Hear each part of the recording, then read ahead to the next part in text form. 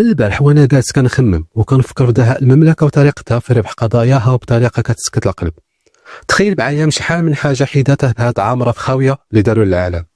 اولا ربحنا انظف واحسن واجمل تنظيم اللي يمكن ما كاينش اللي يدير بحاله في هذا القرار المنكوبه، وحافظنا عليه واخا شفنا الكاس كيتزا من بين يدينا بالقوال بالخبط الكروي.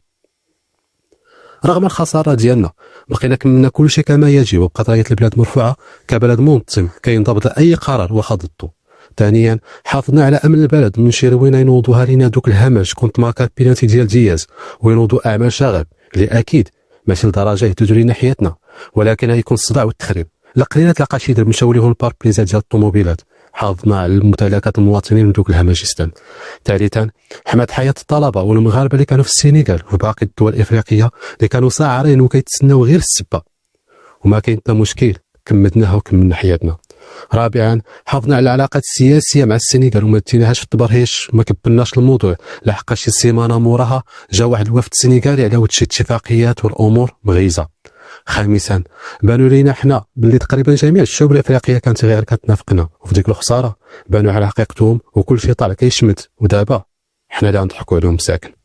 سادسا نعسنا بكري ديك الليله وما خرجناش سهرنا ورولنا الدواء، لحقاش الله ينشيك من المشتاق الى فاق من بعد 50 عام.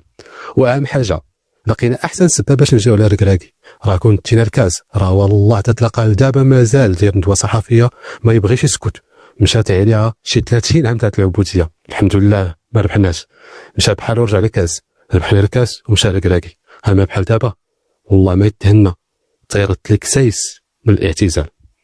هادشي كامل وقال لك جينيراسيون زيد بغاو يقلبوا النظام من ديسكورد او حتى الله يطلق صالح الزفسافي، وحتى هو ينعس الشيطان ويطلب العفو. انا من نهار خلاو حزب كيدعي خلفيه اسلاميه وهما حماة الاسلام وهما اللي عارفين الله يسنيو التطبيع مع اسرائيل ويدوزوا التطبيع على يدهم شخصيا، صار النضال عندي وعرفت طبيعه النظام كيفاش داير. والله ينصر سيدنا.